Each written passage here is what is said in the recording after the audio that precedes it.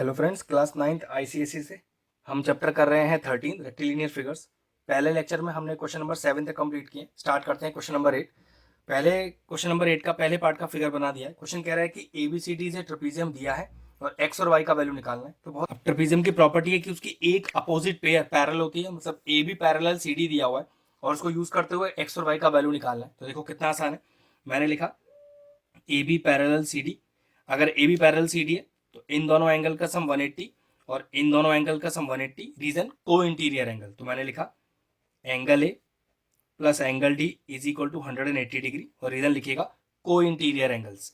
तो ए मुझे कितना दिया हुआ है, ये दिया हुआ है x प्लस 20, डी कितना दिया हुआ है 2x प्लस 10 और दोनों का सम कितना हो गया 180। तो जोड़िए x plus 2x is 3x is equal to 180 minus 20 plus 10 30, उधर जाके हो जाएगा माइनस का 30। तो 3x आ जाएगा हमारे पास 150 और x का वैल्यू आ गया 150 upon 3 that is equal to 50। तो x का वैल्यू तो 50 आ गया। अब y निकालने के लिए रह गया। तो देखो यहाँ पर वही नियम रहेगा कि जो y प्लस 90 है, मतलब angle b plus angle c is equal to 180। Reason वही रहेगा को इंटीरियर एंगल्स। अब y इज इक्वल टू 180, इस 90 को उधर लेके जाइए माइनस का हो जाएगा और y का वैल्यू कितना आ गया, y आ गया 90। तो therefore the value of x is 50 and y is 90। First part complete हुआ। चलिए क्वेश्चन नंबर 8 का बी पार्ट लिख दिया है। इस बार कह रहा है कि एबीसीडी आपके पास आइसोसेलेस ट्रेपीजियम है, एक्स और वाई का वैल्यू निकालना है। अब आइसोसेलेस ट्रेपीजियम की एक सबसे बड़ी खासियत है, ट्रेपीजियम की तो सारी प्रॉपर्टी यूज करता है, एक जो एक्स्ट्रा प्रॉपर्टी इसके पास ये है कि अपोजिट एंगल का सम इसका 180 होता है, जबकि ट्रेपीजियम में ये प्रॉपर्टी नहीं होती है। ठीक है, तो स्टार्ट करते हैं। सबसे पहले अब क्योंकि ट्रेपीजियम है तो पैरेलल लाइंस तो है ही है, तो A B parallel C D तो अपने पास है। तो A B parallel C D की वजह से angle A plus angle D 180 वो तो होगा ही होगा ए पार्ट की तरह। रीजन क्या हो जाएगा, को इंटीरियर एंगल्स। ए कितना है आपके पास 2x, डी कितना है आपके पास 3x, दोनों को मिला के 180 हो गया। 5x इज इक्वल टू 180 हो गया और x का वैल्यू कितना आ गया 180 अपॉन 5, ये हो गया आपके पास 5 3 15 5 6 30। तो therefore the value of x is 36। अब y कैसे निकालें, तो जो एक्स्ट्रा प्रॉपर्टी है आइसोसेलेस ट्रेपीजियम की कि angle A plus angle C का सम 180 होगा, angle A plus angle C is equal to 180। अब ए कितना है 2x, सी कितना है y is equal to 180। x आपने अभी 36 निकाला था, डालिए। तो 2 into 36 plus Y is equal to 180। तो y आ गया, ये 72 हो गया ना, तो उधर जाके माइनस का हो जाएगा। तो 180 माइनस का 72, तो ये वैल्यू आपके पास आएगा 108 डिग्री। तो therefore the value of x is 36 and y is 108। Second part complete हुआ। चलिए 8th क्वेश्चन का सी पार्ट देखते हैं। हमें क्या दिया हुआ है, एबीसीडी का काइट, एक काइट दी हुई है जिसमें डी ए बी 112 डिग्री दिया है, ये पूरे एंगल की बात चल रही है। डी सी बी 64 डिग्री, इस पूरे एंगल की बात चल रही है। हमें निकालना क्या है ओ डी सी, तो एंगल ओ डी सी, तो ये मान लेते हैं एंगल 1 निकालना है। और क्या निकालना है ओ बी ए और ये एंगल 2 निकालना है। तो पहले काइट की प्रॉपर्टी बताता हूँ कि काइट के जो डायगोनल्स होते हैं वो आपस में परपेंडिकुलरली डिवाइड करते हैं, मतलब ये चारों एंगल जो बनेंगे ये 90 डिग्री के बनेंगे।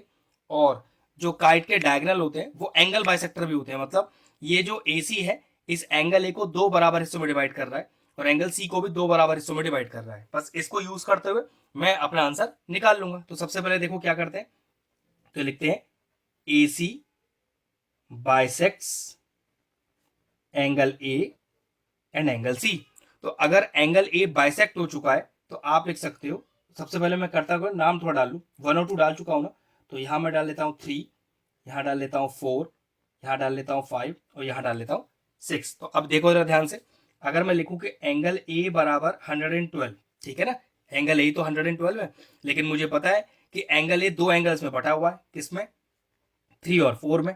लेकिन अभी मैंने क्या लिखा कि ये जो एंगल कि AC एंगल ए को बाइसेक्ट कर रहा है, तो एंगल ए को बाइसेक्ट कर रहा है मतलब कि एंगल 3 और एंगल 4 दोनों ही बराबर है। तो मैंने क्या किया, एंगल 3 को 3 रहने दिया और 4 को भी एंगल 3 लिख दिया। ये आप तभी लिख सकते हो जब ये डायगोनल तो इस एंगल ए का बाइसेक्टर हो। तो हाँ वो तो होता है। तो बस कितना आ गया देखिए, तो ट्वाइस ऑफ एंगल 3 आ गया 112।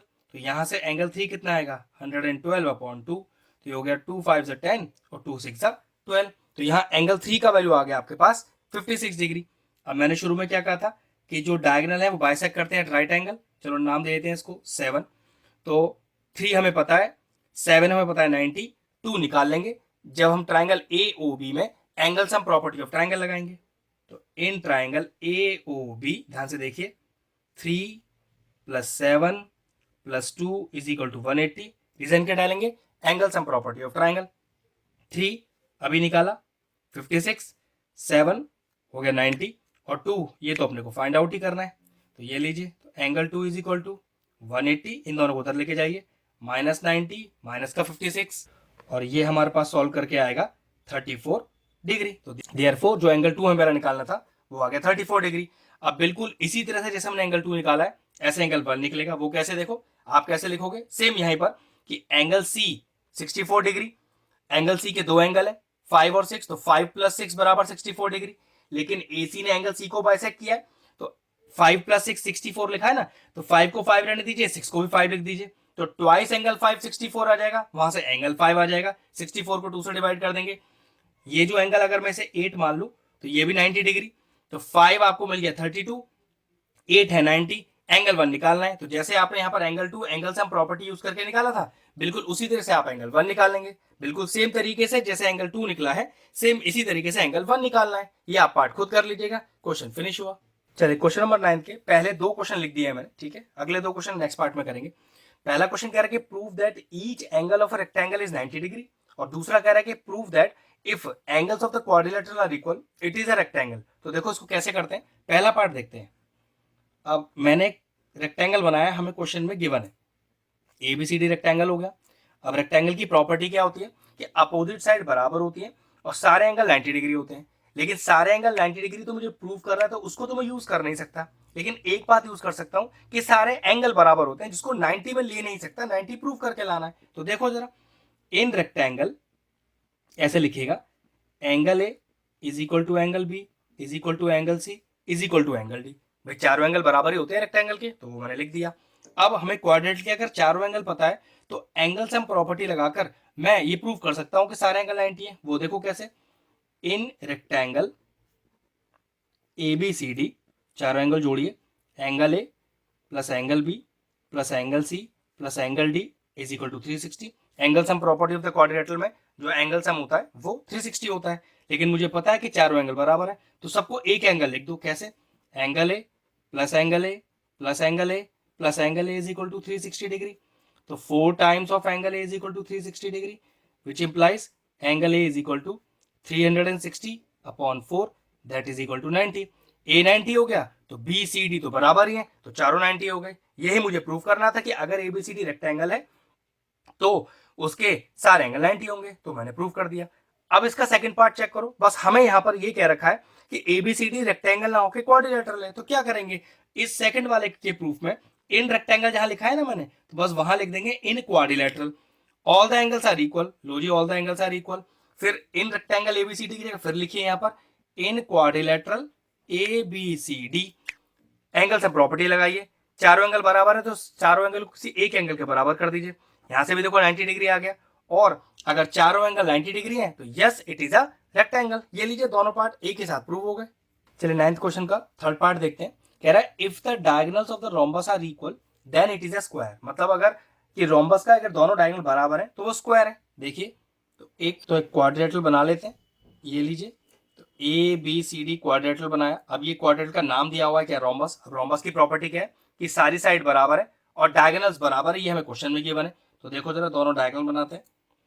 अब मुझे अगर इसे स्क्वायर प्रूफ करना है तो याद रखो इसका कोई भी एक एंगल मुझे 90 डिग्री प्रूफ करना है। मतलब लॉजिक ये है कि अगर रोम्बस का कोई भी वर्टेक्स एंगल 90 डिग्री हो जाए, जैसे कि मैंने एंगल B को माना हुआ है, या C को, किसी को भी ले सकते हो, अगर किसी रोम्बस में कोई भी वर्टेक्स एंगल 90 डिग्री हो जाए तो डायरेक्टली वो स्क्वायर हो जाता है। तो ठीक है, अब मेरा मेन काम रह गया B को, C को, D को, A को, किसी भी एक को मुझे 90 डिग्री प्रूफ करना है। तो देखो मैंने क्या करा, ट्राइंगल ABC, ध्यान से देखिएगा, इन ट्राइंगल ABC और DCB एंड ट्राइंगल DCB मैं क्या करने वाला हूं, मैं इन दोनों ट्राइंगलों को कॉन्ग्रुएंट करने वाला हूं।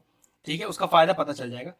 तो DC = AB, चेक करो DC और AB, हाँ बिल्कुल, तो DC = AB। रीजन क्या डालेंगे, opposite sides of the rhombus, जबकि रोम्बस की तो चारों साइड बराबर होती है ना, तो इसलिए अपोजिट साइड रोम्बस हो गया और ये बराबर हो गई। फिर चेक करो क्या BC BC कॉमन है? हाँ बिल्कुल कॉमन है, यहाँ से चेक हो जाता है BC, लेकिन BC नहीं लिख पाएंगे, CB लिखना पड़ेगा इधर, तो लिखेंगे BC is equal to CB और फिर लिखेंगे कॉमन, ठीक है। और फिर देखिए DB और AC तो डायगोनल हमें बराबर दिए ही हैं, तो DB और AC नाम चेक कर लीजिए, AC और DB, हाँ बिल्कुल, तो AC is equal to DB और ये हो गया गिवन, क्योंकि डायगोनल बराबर है। अब दोनों ट्रायंगलों में तीन चीजें मिल गई, चेक करिए कौन सी प्रॉपर्टी, ये हमने साइड ली, ये हमने साइड ली, फिर हमने साइड ली, तो दोनों ट्रायंगल आपस में कॉन्ग्रुएंट हो गए। और रीजन क्या हो गया? रीजन हो गया साइड साइड साइड। अब इस कॉन्ग्रुएंट करने का फायदा ये हुआ कि अगर दो ट्रायंगल आपस में कॉन्ग्रुएंट है तो उनके एडजेसेंट सारे एंगल्स और साइड्स बराबर होती हैं, तो उस नियम के हिसाब से एंगल भी एंगल सी के बराबर हो गया, रीजन CPCT, ठीक है। If two triangles are congruent then their corresponding angles are equal, corresponding sides are equal, तो मैंने ये दोनों कॉरेस्पॉन्डिंग एंगल, ट्रायंगल ABC का एंगल B और ट्रायंगल DCB का एंगल C बराबर प्रूफ कर लिया। तो आप लिखोगे AB पैरेलल CB। अब AB पैरेलल CB हो गया ना, तो आप कह सकते हो angle C plus angle B कितना हो गया?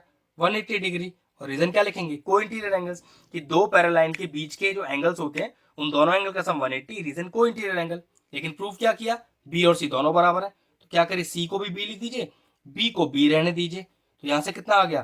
ट्वाइस ऑफ एंगल बराबर 180 और विच इंप्लाइज एंगल B बराबर 90 डिग्री। तो देखो मैंने एक वर्टेक्स एंगल 90 कर दिया, और मैंने शुरू में क्या कहा था कि अगर किसी रोम्बस में कोई भी वर्टेक्स एंगल 90 हो जाता है then it is a square. बस ये लीजिए, क्वेश्चन 9 का थर्ड पार्ट प्रूव हो गया। चलिए 9 का फोर्थ पार्ट करते हैं। अच्छा क्वेश्चन है कि prove that every diagonal of a rhombus bisect the angle at the vertex. चलिए पहले फिगर बनाता हूँ और फिर बताता हूँ कि हमें एक्चुअल में प्रूव क्या करना है। एक रोम्बस हमको दिया हुआ है, मान लीजिए मैंने नाम दिया इसका ABCD। ये कह रहा है कि जो भी हम डायगोनल ड्रॉ कर रहे हैं रोम्बस के अंदर, वो एंगल्स को, कौन से एंगल्स को? वर्टेक्स एंगल को बिल्कुल बराबर डिवाइड कर रहा है, ये इसके बराबर, ये इसके बराबर। तो मुझे कोई से भी एंगल दो बराबर करने, मतलब ये दोनों कर दूं, ये दोनों, ये दोनों या ये दोनों, करना कोई एक ही है लेकिन कर कोई सा भी सकता हूं, ठीक है। तो ध्यान से देखो, मैंने माना कि दोनों डायगोनल O पर आके इंटरसेक्ट करते हैं, ठीक है। अब मैं क्या करता हूँ, ये ट्राइंगल लेता हूँ और ये ट्राइंगल लेता हूँ और दोनों को कॉन्ग्रुएंट करता हूँ, बस बात बन जाएगी। वो कैसे, वो बताता हूँ। एक बात पता है कि जो रोम्बस है उसके डायगोनल हमेशा 90 डिग्री पर बाइसेक्ट करते हैं, तो ये 90 हो गया। चलो नाम डालते हैं in triangle AOD and AOB। अब देखो जरा, मैं कह सकता हूं कि angle 1 is equal to angle 2, angle 1 is equal to angle 2, reason each 90। अब ईच 90 को मैं अभी बताया था ना कि diagonal bisect each other at 90, तो एंगल 1 एंगल 2 क्या हो गया? 90 डिग्री हो गया। और कह सकता हूं 90 डिग्री है तो इसको हम क्या बोल सकते हैं? राइट एंगल, बिल्कुल राइट एंगल बोल सकते हैं।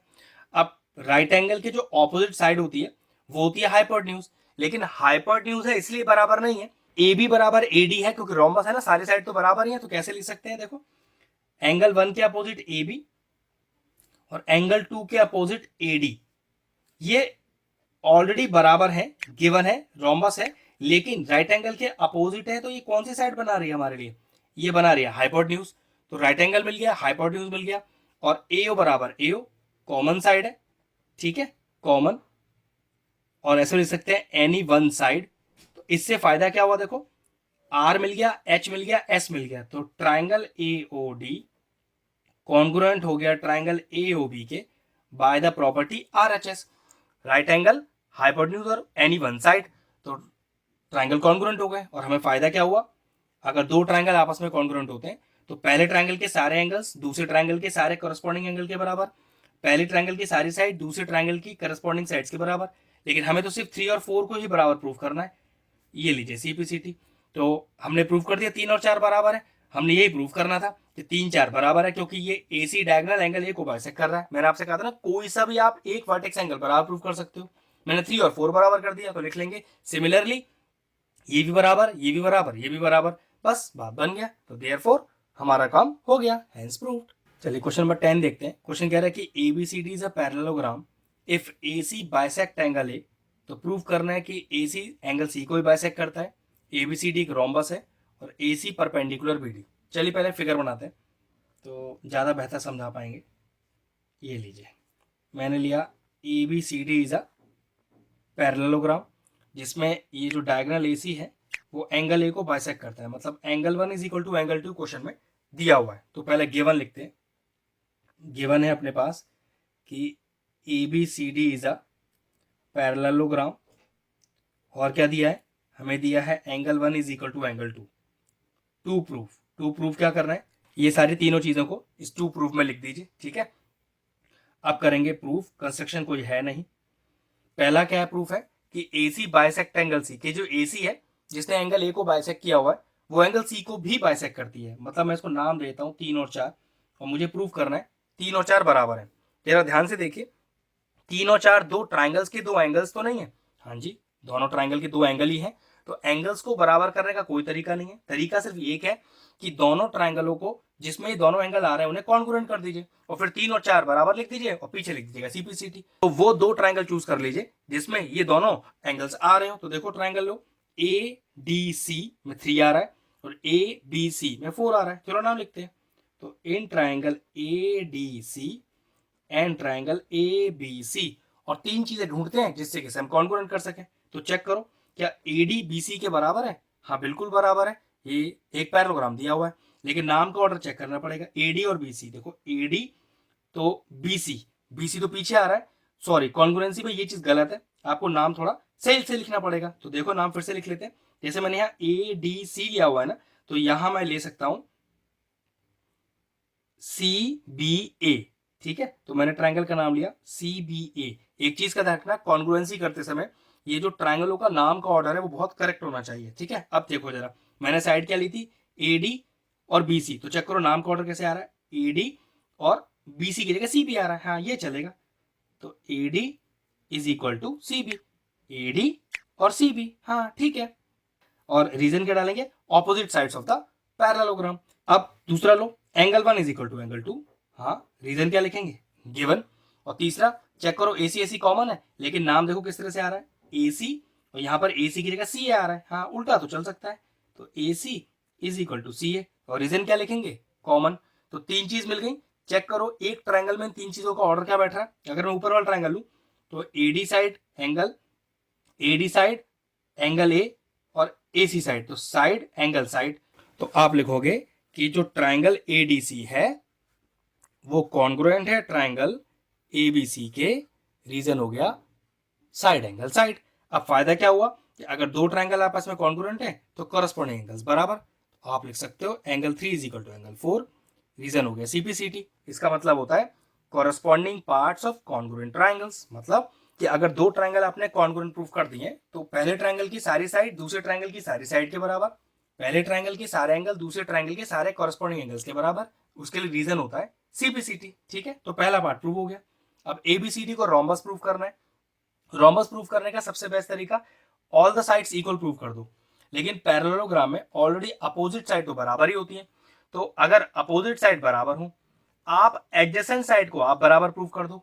तो अपोजिट साइड बराबर एडजेसेंट साइड बराबर, मतलब all the sides are equal. अगर all the sides are equal तो पक्की बात रोम्बस। तो मेरा मेन काम रह गया, चलो मैं एडजेसेंट साइड कौन सी लेता हूं, AB और BC को बराबर प्रूफ करता हूं, ठीक है। ये मान लीजिए मुझे एडजेसेंट साइड में AB और BC को बराबर प्रूफ करना है। अब देखो कितना आसान तरीका है। क्या हमें पता है कि angle A is equal to angle C है, angle A is equal to angle C, हाँ जी पैरेललोग्राम है ना, तो अपोजिट एंगल बराबर होते हैं। लेकिन दोनों को हमने प्रूफ क्या कर रखा है, 3 4 हमने बराबर कर दिया, 1 और 2 क्वेश्चन में दिया हुआ है, मतलब दोनों के आधे एंगल बराबर है। तो मैंने क्या किया, half of angle A is equal to half of angle C। Angle A का आधा तो एंगल 2 लिखा मैंने, और एंगल C का आधा एंगल 4 लिखा। इसका फायदा चेक करो, एंगल 2 के अपोजिट साइड देखो, एंगल 2 के अपोजिट साइड BC, और एंगल 4 के अपोजिट साइड AB। अगर एक ट्राइंगल में दो एंगल आपस में बराबर हो तो उनके सामने वाली साइड्स बराबर होती है। उसके उल्टा भी यूज कर सकते हैं कि अगर एक ट्राइंगल में दो साइड्स आपस में बराबर हो तो उनके सामने वाले एंगल से बराबर होते हैं। तो हमें इस बार एंगल बराबर दिए हुए थे, हमने साइड बराबर प्रूव कर दिया। रीजन क्या लिखेंगे इसके लिए, side opposite to equal angles are equal. तो चेक करो क्या एडजेसेंट साइड बराबर हो गई, हाँ बिल्कुल बराबर हो गई। अपोजिट साइड बराबर दी हुई है तो लिखेंगे BC is equal to AB, adjacent sides are equal, और AB is equal to CD, opposite sides are equal, hence all the sides are equal, hence all the sides are equal, और all the sides are equal हैं तो कह सकते हैं therefore A B C D is a rhombus. हमेशा याद रखिएगा, rhombus proof करने के लिए आपको ऑल द साइड्स इक्वल करनी होती है। इसके लिए आपको अपोजिट साइड और एडजेसेंट साइड को बराबर करना होता है। अपोजिट साइड क्वेश्चन ने दी थी, एडजेसेंट मैंने कर दी, हो गया रोम्बस प्रूफ। थर्ड पार्ट देखिए, AC परपेंडिकुलर BD। चलिए BD डालिए पहले यहाँ पर। अब यहाँ पर ये समझ लीजिए कि इन दोनों एंगलों को 90 डिग्री प्रूफ करके दिखाना है, तो कोई दिक्कत नहीं है। अब मैं इन दोनों ट्राइंगलों को कॉन्ग्रुएंट कर देता हूँ। ट्राइंगल का नाम देख लेते हैं, AOB और COB। देखो जरा ध्यान से, इन ट्राइंगल AOB और COB, तो ध्यान रखिएगा हम कॉन्ग्रुएंट कर रहे हैं ना, तो ट्राइंगल का नाम भी सही बैठना चाहिए जब हम साइड्स का ऑर्डर लेंगे तो, ठीक है, जैसे यहां पर लिया था हम लोगों ने। अब तीन चीज चेक करो, क्या AO और CO बराबर है? हाँ, डायगोनल बाइसेक्ट करते हैं तो AO CO बराबर है। नाम का ऑर्डर चेक करो, AO और CO बिल्कुल सही बैठ रहा है, तो लिखेंगे AO इक्वल टू CO और लिखेंगे the diagonals of the parallelogram bisect each other. क्या 2 बराबर 4 है? तो देखो यहाँ पर 2 बराबर 4 हम ऑलरेडी प्रूफ कर चुके हैं, तो 2 बराबर 4 रीजन लिखेगा प्रूव्ड अबव। अब चेक करिए, क्या जो AB है वो BC के बराबर है? हाँ जी, AB BC के बराबर है, ये देखो यही प्रूफ कर चुके हैं, तो AB is equal to BC। नाम चेक कर लो जरा, AB और यहाँ CB आ रहा है, तो ध्यान रखिएगा यहाँ BC नहीं लिख पाएंगे, CB ही लिखना पड़ेगा, ठीक है, तो AB इक्वल टू CB। अब तीन चीजें मिल गई। एक ट्रायंगल में ऑर्डर चेक करिए, ये हमने साइड ली, फिर हमने एंगल लिया, फिर हमने साइड ली, बिल्कुल ऑर्डर तो तैयार है। तो AOB कॉन्ग्रुएंट है ट्राइंगल COB के, रीजन साइड एंगल और साइड, साइड एंगल और साइड। फायदा क्या हुआ, ये एंगल 5 और एंगल 6 बराबर, एंगल 5 और एंगल 6 बराबर, CPCT। लेकिन हमें बराबर नहीं, हमें 90 डिग्री प्रूफ करना है, तो देखो बहुत आसान है। क्या 5 और 6 एक ही स्ट्रेट लाइन पर है? हाँ जी, तो 5 + 6 180, और इसका रीजन क्या लिख देंगे, लीनियर पेयर। लेकिन 5 और 6 तो बराबर प्रूफ किया है, तो दोनों को एंगल 5 लिख दीजिए। तो यहाँ से आ गया twice of angle 5 is equal to 180, और which implies angle 5 is equal to 180/2 that is equal to 90। बस 90 हो गया, तो 5 और 6 तो बराबर ही है हमारे लिए, ये हमने प्रूफ किया था, तो 6 भी बराबर हो गया, मतलब 90 डिग्री हो गया। बस AC परपेंडिकुलर BD हो गया। AC BC के तब परपेंडिकुलर होता जब ये एंगल 90 हो। करना हमको कोई एक ही प्रूफ है, तो एंगल 590 प्रूफ कर दिया। ये लीजिए तीनों पार्ट कंप्लीट हुए, क्वेश्चन फिनिश हुआ। चलिए क्वेश्चन नंबर 13 पढ़ते हैं। क्या है कि P and Q are the points on the opposite sides AD and BC of the parallelogram ABCD such that PQ passes through the point of intersection O of its diagonal AC and BD, show that PQ is bisected at O। चलो पहले figure बनाते हैं, एक ABCD parallelogram बनाते हैं, फिर देखते हैं आगे क्या समझ में आया हमें। तो ABCD इज अ पैरेललोग्राम।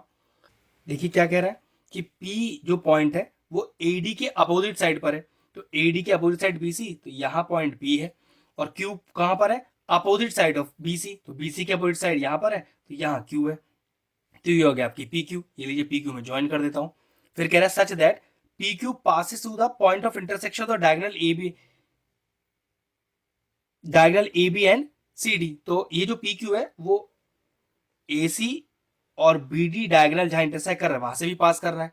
हमें प्रूफ करना है कि PQ is bisected eight O, PQ is bisected eight O, तो हमें प्रॉपरली प्रूफ करना है QO बराबर PO, कि जो PQ है वो O पॉइंट पे बाइसेक्ट की गई है, तो PO बराबर QO प्रूफ करना है। तो कोई दिक्कत का चीज नहीं है, हम क्या करते हैं, ये दोनों ट्रायंगल आपस में कॉन्ग्रुएंट कर देते हैं, QO और PO इसकी कॉरेस्पॉन्डिंग साइड्स हो जाएंगी और हमारा प्रूफ हो जाएगा। तो चलिए इन दोनों ट्रायंगलों में देखते हैं कोई तीन चीज है अपने पास। तो इन ट्रायंगल QOA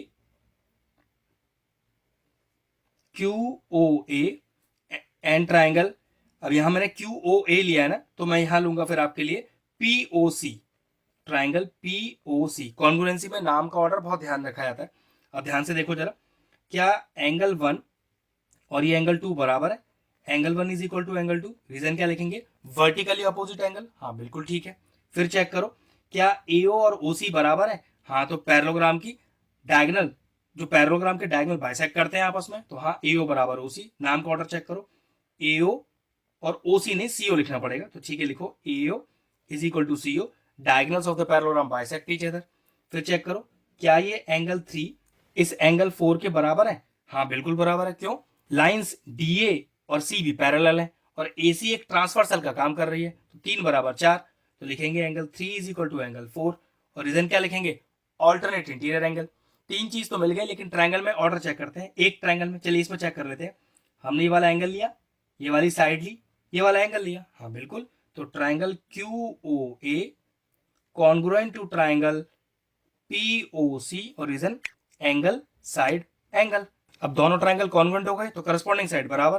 तो देखो हमने लिखा QO is equal to PO, यही हमें प्रूव करना था। रीजन डाल दीजिएगा CPCT, ये लीजिए आ गया आंसर।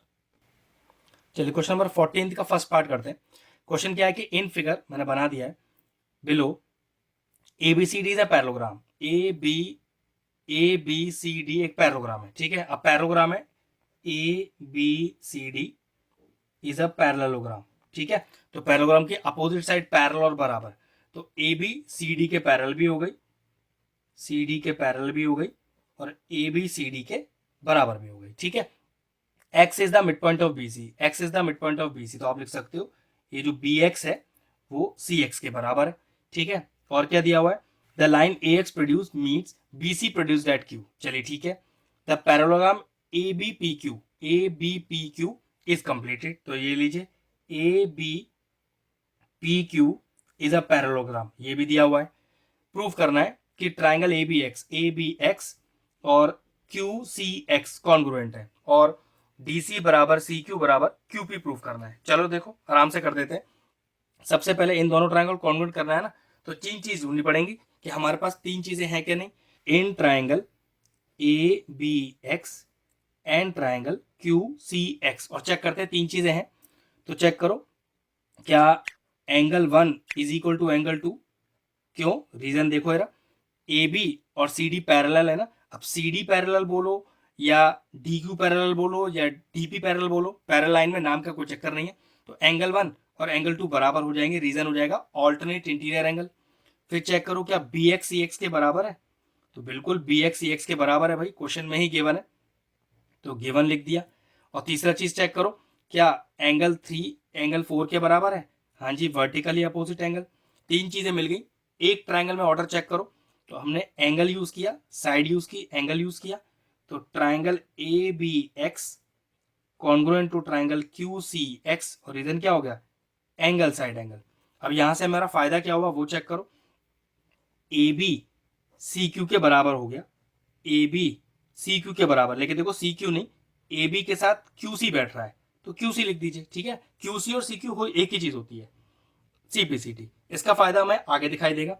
अब देखो सेकंड पार्ट क्या प्रूव करना था, DC बराबर CQ बराबर QP, DC बराबर CQ बराबर QP।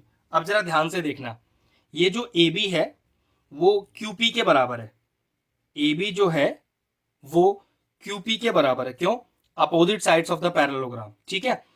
AB को मैंने CQ के बराबर अभी प्रूफ किया है, AB को मैंने CQ के बराबर अभी प्रूफ किया है, और ये जो AB है ये CD के बराबर भी है, AB जो है वो CD के बराबर भी है, क्यों, क्योंकि ये भी तो एक पैरेललोग्राम है ना ABCD, तो अपोजिट साइड यहाँ पर बराबर है। अब चेक करो, ये जो AB है वो तीनों साइड के बराबर है, मतलब AB QP के बराबर भी है, CQ के बराबर भी है, और CD के बराबर भी है, तो विच इंप्लाइज कि CD CQ और QP तीनों बराबर है। ये लीजिए प्रूव हो गया। अगर हमारे व्यूअर्स को हमारे वीडियोस पसंद आ रहे हैं तो हमारे चैनल को सब्सक्राइब कर लें और साथ में लगे बेल आइकन को भी हिट कर दें। आपको अगर मैथ से जुड़ा कोई क्वेरी है किसी भी क्लास के लिए, तो वो आप मुझे व्हाट्सएप कर सकते हैं, जो नीचे नंबर आ रहा है। आपका जो सोल्यूशन है मैं जल्दी से जल्दी देने का कोशिश करूंगा।